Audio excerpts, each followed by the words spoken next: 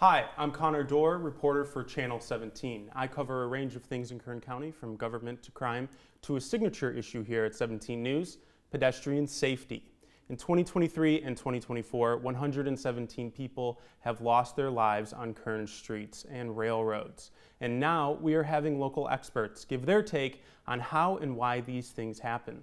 Joining me for this pedestrian fatality roundtable, Highway Patrol Officer Jorge Toro, local civil attorney Matt Clark with Cone Clark, and Ward 4 Bakersfield City Councilmember Bob Smith, who is also on the city's Multimodal Transportation Committee. Gentlemen, thank you for coming on. How are you guys doing today? Good, doing great. Thank you for having us. For sure. Officer Toro, for some background, I'm going to start with you, some few questions. How long have you been an officer with Highway Patrol? 9 years. 9 years. And have you been to pedestrian fatality calls? I have. I've been to calls assisting fellow officers and also as a prime investigator. Gotcha. And what are some similarities across all the cases that you've seen? So with a lot of our pedestrian versus vehicle fatalities, what we're seeing is the pedestrians a lot of the times are at fault for number one, failure to yield the right of way to a car.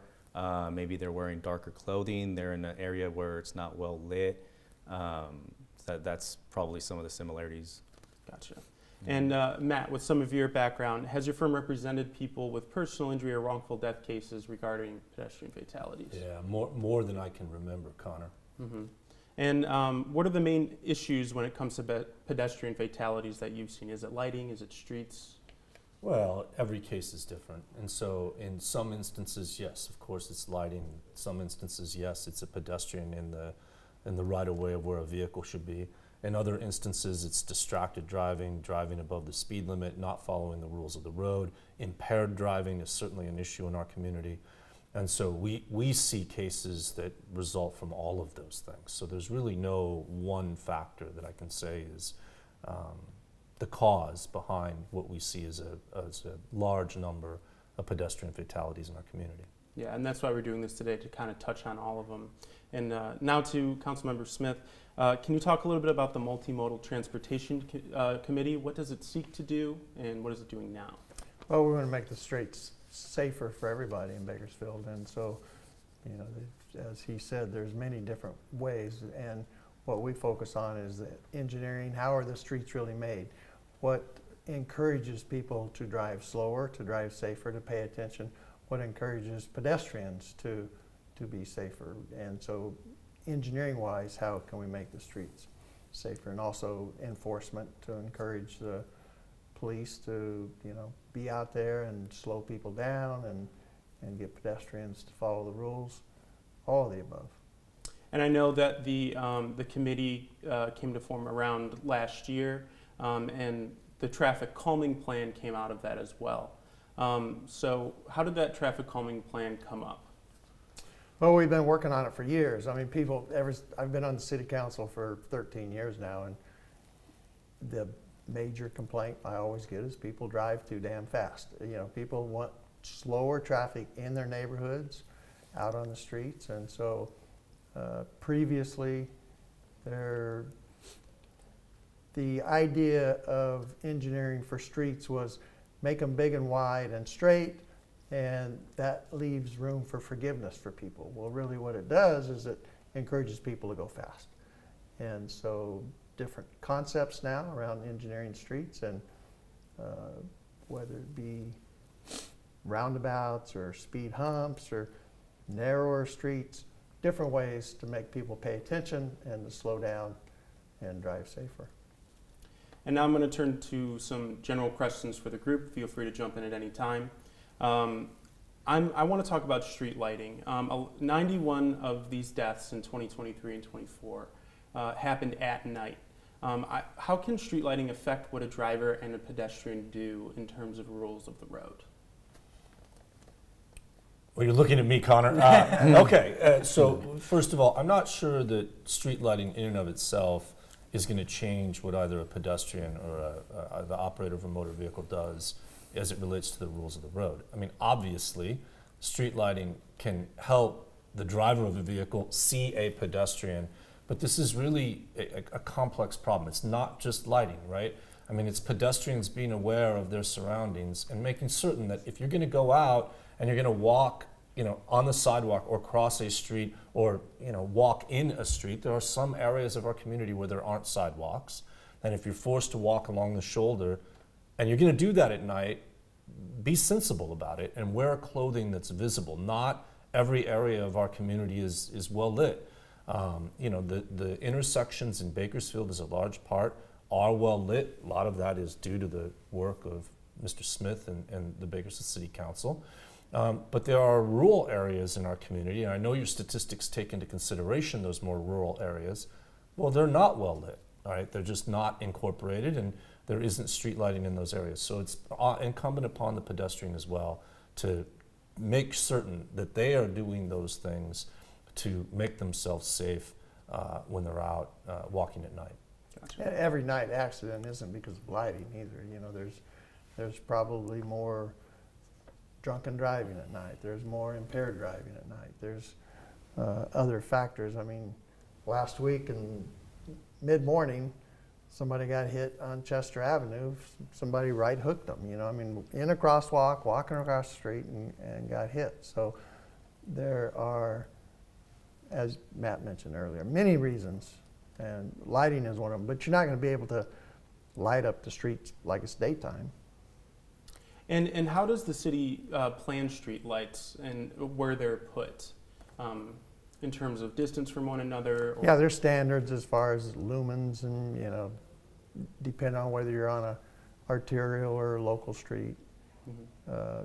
There's different priorities, and generally people think that more lighting is safer, more for crime than for traffic, really. But there's also problems with too much lighting. Is there a more efficient way we can light up our roadways at night?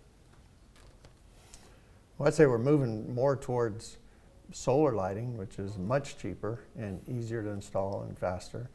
And there's been problems in the past, but it's very difficult to go in and get PG&E and all the things you have to do for regular lighting, whereas solar you can just put down. Yeah. And Connor, if I may jump in, I know in a case that I investigated, this is a pedestrian that got hit on Niles. He was a known transient, and he suffered from mental health issues. And so a lot of these people, because we try to teach pedestrian education. I know that's part of what I do day to day, and this person wouldn't have known that was safe to do. It was in his mind to safely cross the roadway, and I think that was one of the factors.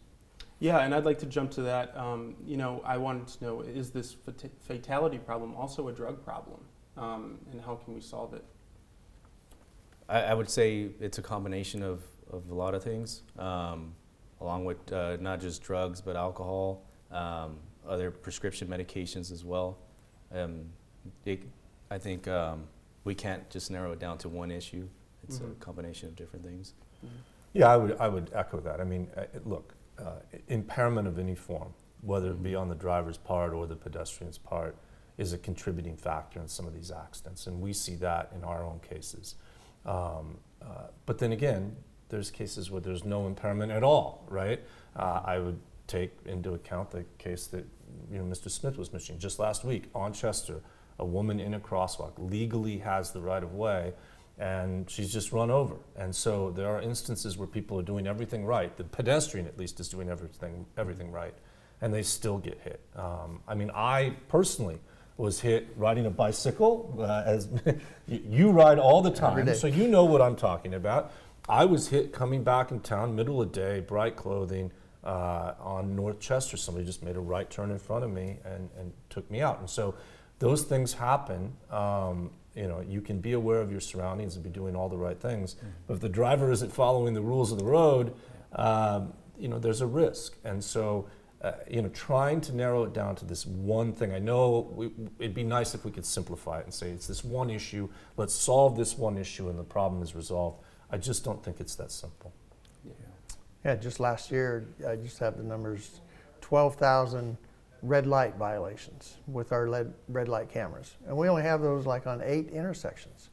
So again, people running red lights, driving fast, and problems happen. If I can just jump in on that, red light violations are a huge problem in our community. I'm sure Yeah. the CHP sees that all the time. I know BPD is seeing that all the time. We see it in our cases. I personally observe it all the time, especially downtown. I don't know what it is about downtown, but people run the red lights through downtown as though they are in an armored vehicle. I don't understand the logic behind it. And so, you may want to bring this up in a different time, but enforcement is obviously a big component of this. Yeah, I agree. I think the culture of the people that are behind the wheel is a big thing nowadays too. I'm more important than anybody. I got a place to go, and just the other day I stopped a lady she was in the number 1 lane on the 58 freeway going about 75, putting on makeup. So I think, again, it's a culture thing. I'm more important. I'm on my phone. I'm driving 10 miles over the speed limit. I don't care. I got somewhere to be. Yeah. I think that the biggest question I think our viewers and most citizens are curious about is this with all the factors going into this problem, is this drivers and pedestrians being unsafe? Is this all homeless people or mental illness, people with mental illness? Absolutely not. More than half of the accidents, fatalities, are just drivers. They don't involve pedestrians. I mean, you don't need a homeless person in order to have somebody killed in a car. Yeah, I would echo that. I mean, to try to blame it all on homelessness or people on drugs or alcohol is just not accurate, right? It is an across-the-board problem. Speed, running red lights, driving distracted, and driving impaired are major components of this. That's not to suggest, Connor, that there aren't instances where the pedestrian is at fault. That definitely happens. And pedestrians need to follow the rules of the road as well, okay? But, driving too fast, running red lights, driving impaired, and driving distracted are major, major components. And if I can just echo one thing here, it's driving with a lack of respect for the other human beings around you that is really the key component of the problem. Yeah. And I want to jump to the Smart Growth America study that was conducted in May of 2024. They examined a 5-year period of long-term fatality rates. Bakersfield ranked 4th most dangerous for pedestrians. And that same study also looked at the income of the areas where these accidents are happening. And I found that lower income areas have a far higher rate of pedestrian deaths. Why do we think that is when it comes to lower income areas and the safety of that roadway? Well, there's multiple reasons. Number one, they walk more. And number two, they probably have less improvements, less sidewalks, less infrastructure. That would be the two things I would point out. Mm-hmm. Yeah, I think that's entirely accurate. I mean, you just have less in the way of tax base. When you have less in the way of tax base, you just don't have the level of improvements. I mean, go look at the sidewalks in Beverly Hills versus the sidewalks in East Bakersfield, and you're going to see a difference. There's a difference in the tax base in those locations. So yeah, sure, that's a contributing factor. I don't know. Look, I'm not a fatalist, though. I think that we could still do better, even though we may be of less of an economic advantage than, say, Beverly Hills. It doesn't mean that we don't have room for improvement in our community. And then moving on to another study, and we actually just did a story on this maybe a couple weeks ago, from the Insurance Institute of Highway Safety. It found that vehicles with a higher hood, wider body kill people more efficiently than lower, smaller kind of vehicles. How do these bigger cars cause pedestrian deaths easier? Well, I read that study, and the factors, there's numerous factors, but one is you've got this blunt, flat front end, okay? And it's more likely to hit a pedestrian in a vital organ, their head, their chest, and their mid-body, and so it's more likely to cause fatal injuries just on impact. The other issue is it's more likely, as opposed to going up over the top of the vehicle like a lower vehicle would, it's more likely to throw the pedestrian or the cyclist straight to the ground where they end up with a head injury, and that can cause fatalities. And so just the design of the vehicle itself is more likely to cause injuries resulting in death. It's more difficult for drivers to see pedestrians directly in front of them than in a vehicle with a lower hood. And so all these factors kind of go together. Add to it that those particular vehicles you're talking about usually weigh a lot more than, say, a regular passenger car. So you've just got more mass involved in the collision with the pedestrian, which makes the accidents more severe. And Officer Toro, in cases that you've seen, have, the ones with fatalities, have they been, more common with bigger cars? I wouldn't pinpoint it just to a larger car because I know in a few that I've done, it's been a compact sedan, and it's been the sort of accident that you're describing where they get hit, they roll over onto the windshield, causing them to injure their head and, consequently hitting the roadway. So you got that fall to worry about as well. So I can't pinpoint it just because of it's a larger vehicle. Yeah, it's also speed, how fast. The momentum is how big a vehicle is and how fast it's going. Mm-hmm. And, and speed is obviously a factor into all of these deaths as well. How is the speed of our roadway determined? And then also, how is it enforced? Well, the speed of the roadway is determined by how fast people drive. Mm-hmm. You go out on a Tuesday morning when there's not very much traffic and you do the survey, and how fast are 85% of the people going. And that's how the speed is set. And so if you've got a long, straight, wide road, people drive fast, and therefore it has a high speed limit. So you can't just go out and lower the speed limit and expect people to drive slower.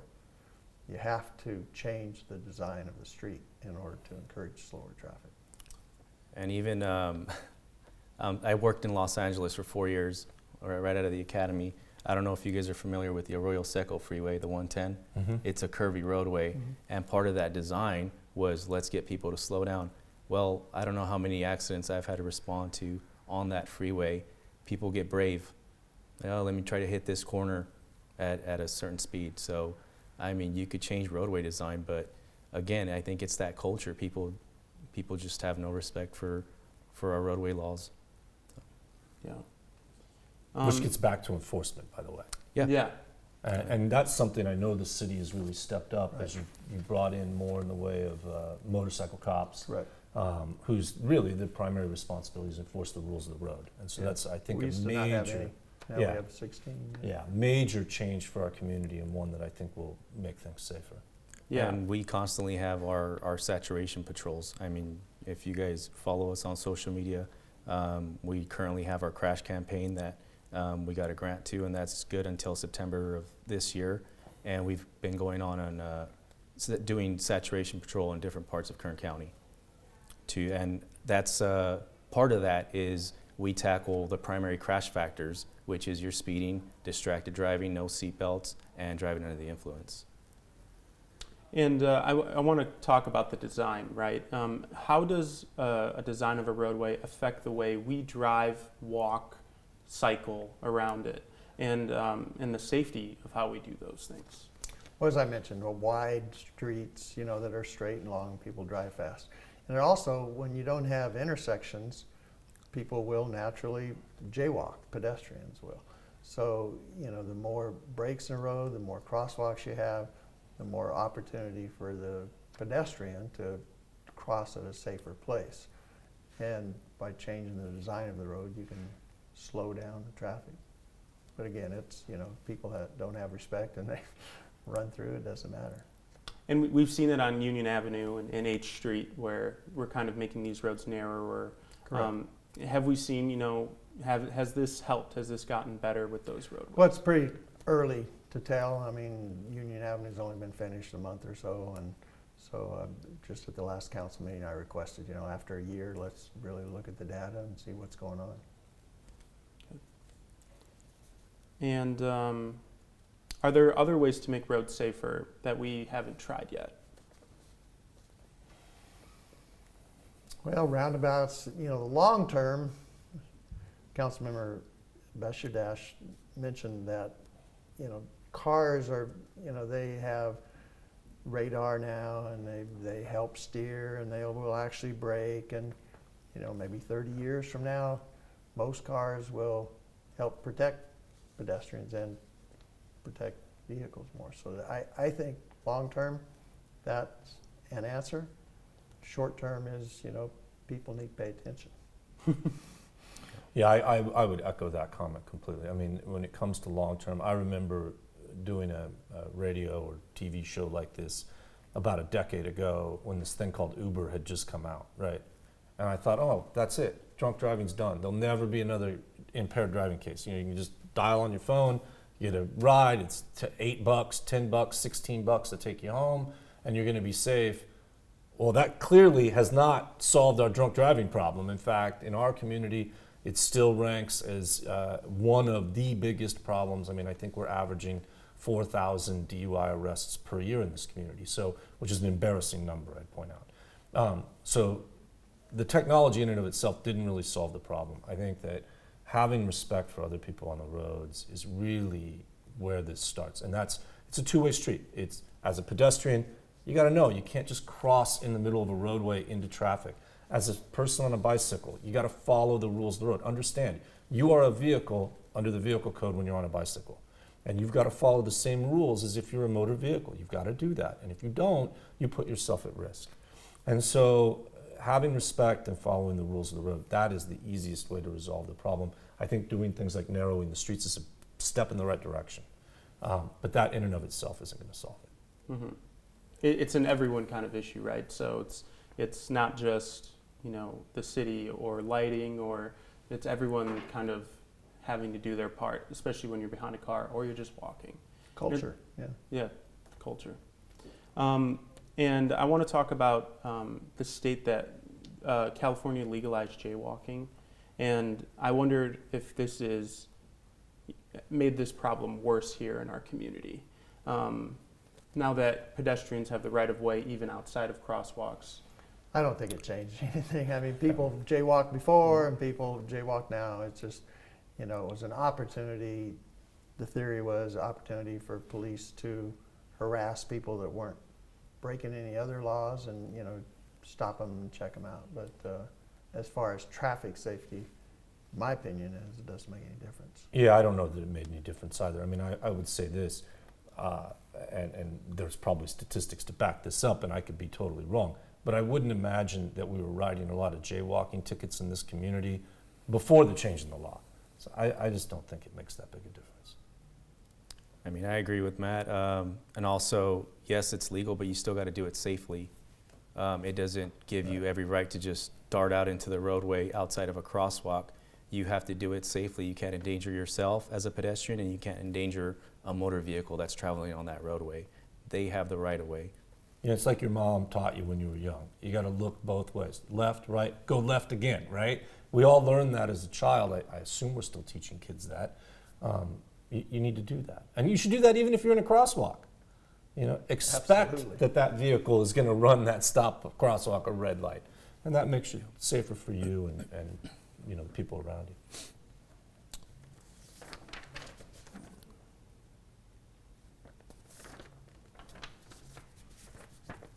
I want to hit on hit and runs, and specifically to how they are investigated.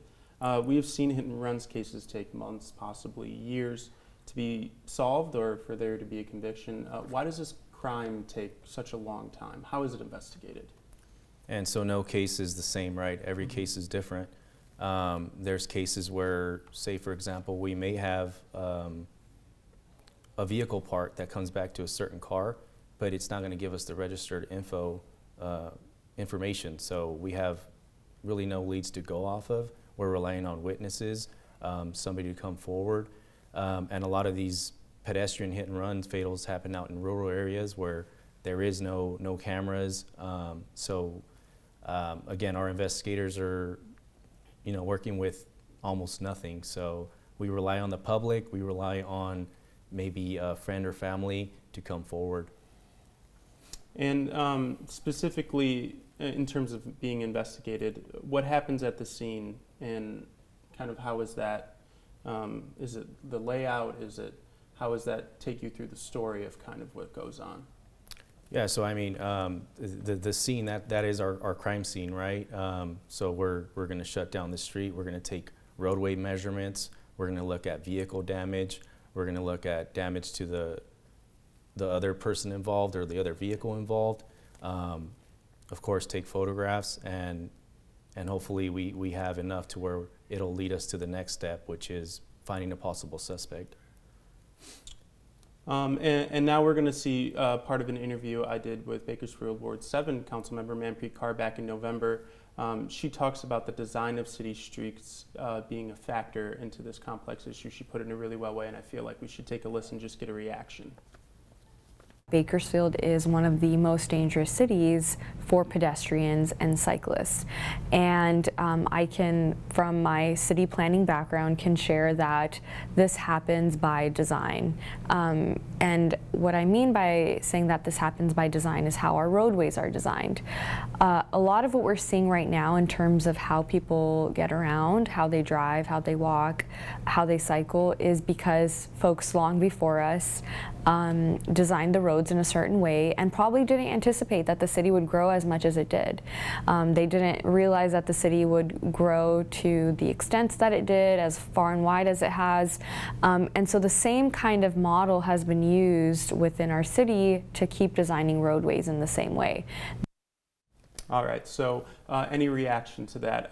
What I'm really interested in is that we've been using a old way to design our roads, and if that has changed. Traffic engineers don't want to change.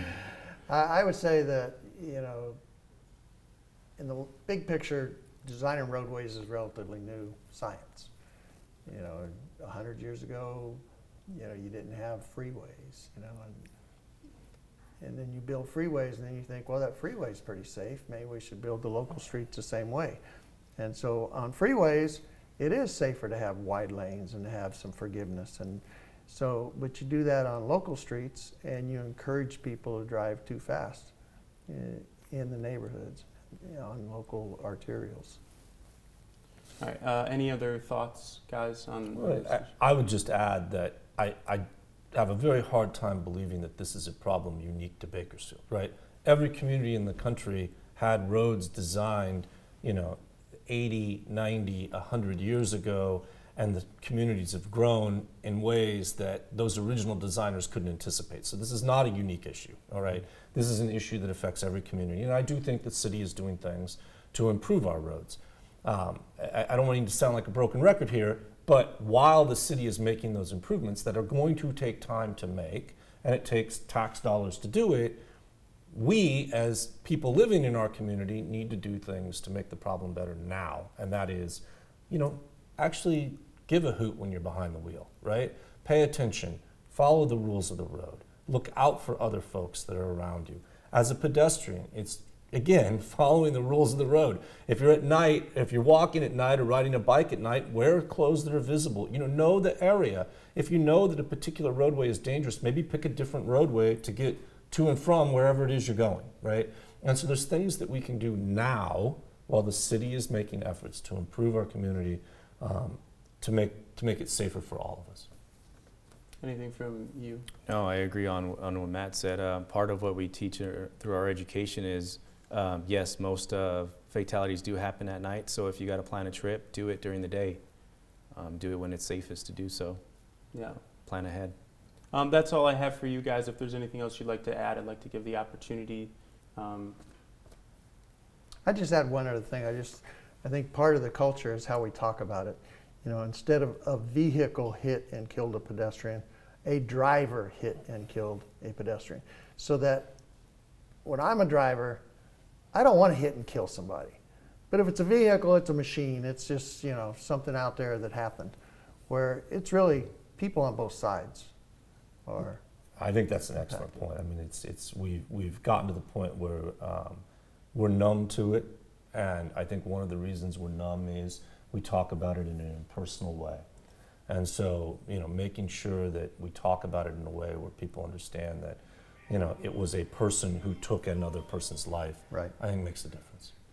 All right, gentlemen, thank you for coming in and talking about this very serious issue. I really appreciate it, and it's a very important issue in our county, and to really educate the public. Thank All you. right. Thank you, Connor. Thank you. Thank you.